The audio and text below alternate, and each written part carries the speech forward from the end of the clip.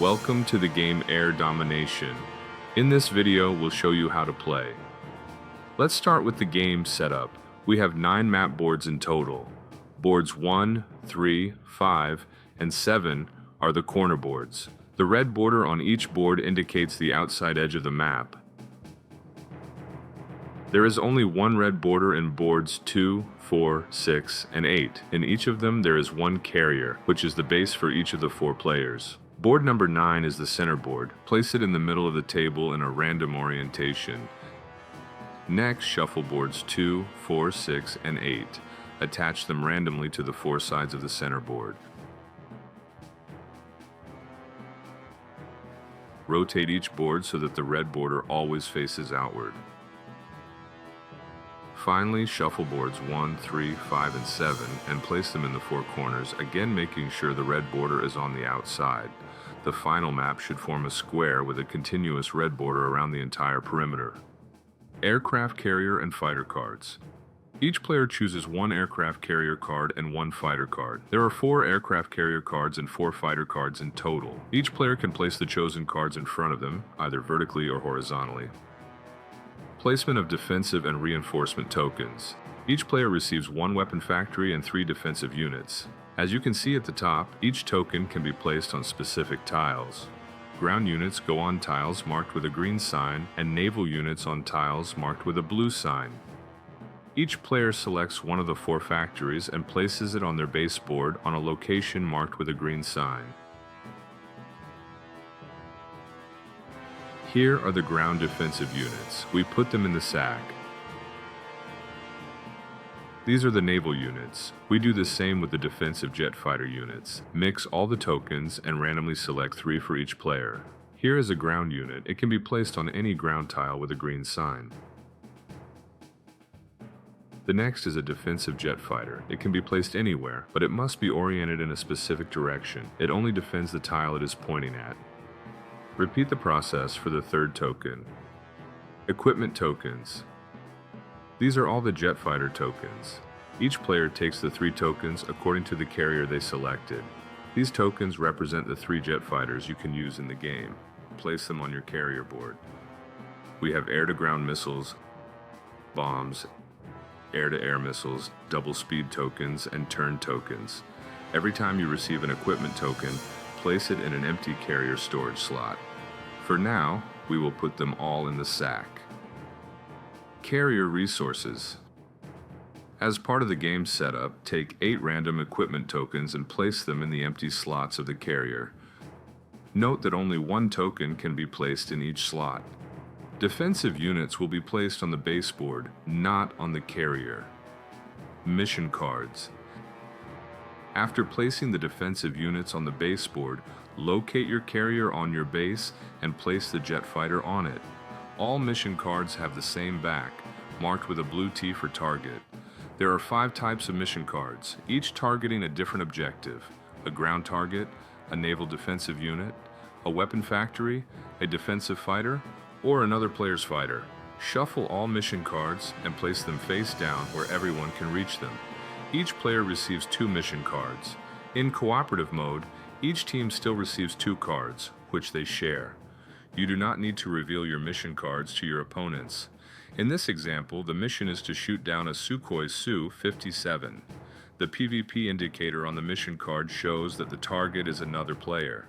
If this jet fighter is not in play, draw a different mission card. The second mission is to destroy a bridge. The number on the card indicates which board the target is on, making it easier to locate on the map. Missions can be completed in any order. Each time you complete a mission, you take 1 medal and draw a new mission card. Jet fighter takeoff. We are now ready to play the first round. When a fighter is on a carrier, it can load equipment. Players may land on their carrier and equip their jet fighter at any time. Each round has 3 phases. In phase 1, the player receives reinforcements. They gain 1 equipment token, plus 1 additional token for each weapon factory they own. In this example, the player receives 2 tokens, 1 for the new round and 1 from the weapon factory. In phase 2, the player can perform movement and attack actions. In phase 3, the player's defensive units take action. Then, the next player begins their turn. Let's roll the movement die. When the fighter is taking off, it may choose any direction. In this case, it can move 2 spaces to the left or choose one of the other 2 directions. Note that fighters may only move between tiles connected by the airplane symbols. If tiles are not connected, movement between them is not allowed. Ground targets. From location A2, the player can attack location A3 using an air-to-ground missile. They cannot attack A1 as it is behind the fighter. If the fighter is on the same tile as the target, it may only attack using a bomb. Bombs cannot hit any other tiles and are not affected by the fighter's direction. Let's see this in action. Our mission is to destroy the tank on board 5. We finish our turn on the adjacent tile, facing the target. We roll the yellow offensive die. If the rolled symbol matches a weapon equipped on the fighter, the target is destroyed. The weapon token is discarded regardless of whether the attack succeeds. If the fighter is on the same tile as the target, a bomb may be used to destroy it. Air targets and dogfights.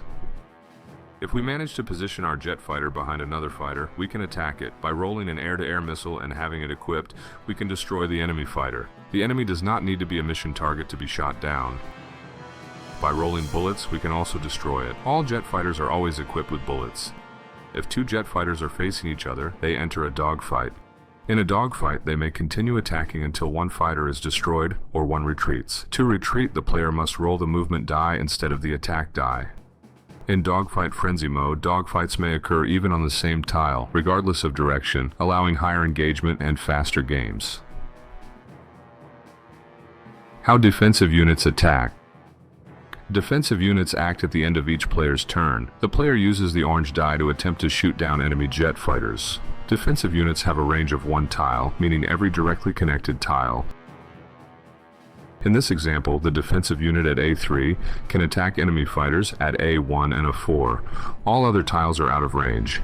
The defender must roll the anti-air symbol on the orange die.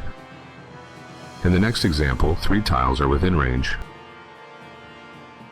The same rules apply to naval units. Here, only A4 can be defended because clouds protect the fighter at A2 and A1 is out of range. Defensive fighters can defend only 1 tile, the tile they are pointing at, but they have 2 out of 6 chances to be successful because they can shoot with both bullets and air-to-air missiles. In this example, only A1 can be defended. If the fighter were facing A4, it would defend that tile instead. The direction of a defensive fighter is set once when the token is placed. Maneuvers and clouds. There are 2 ways to change a fighter's direction. The first is by using a turn token equipped on the fighter, allowing it to turn on any tile. The second is by turning within a cloud. This option is limited to cloud tiles but does not consume a token. In this example, the fighter starts at the yellow location. With a roll of 5, it moves to positions 1 and then 2, following the red path. At this point, it may turn and start the green path in a different direction. The numbers show the count of the die on the map. Double speed. With a roll of 5, we aim to complete the mission to destroy the bridge on board 5. We move the fighter 5 spaces, but we pass the target and cannot attack it. We may choose to use a double speed token equipped on the fighter. This allows us to move an additional 5 spaces. The token is discarded, and we are now in position to attack the target with an air-to-ground missile. We roll the offensive die to determine the result. Invisibility in clouds. Clouds provide invisibility to jet fighters. In this position, the silver fighter cannot attack the bronze fighter. If the attacking fighter is inside a cloud, it may attack both air and ground targets from within the cloud.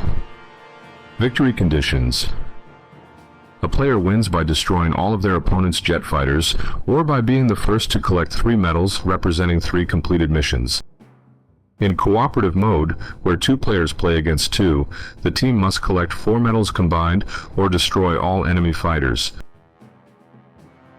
Thank you for watching How to Play Air Domination. We wish you many exciting battles in the game.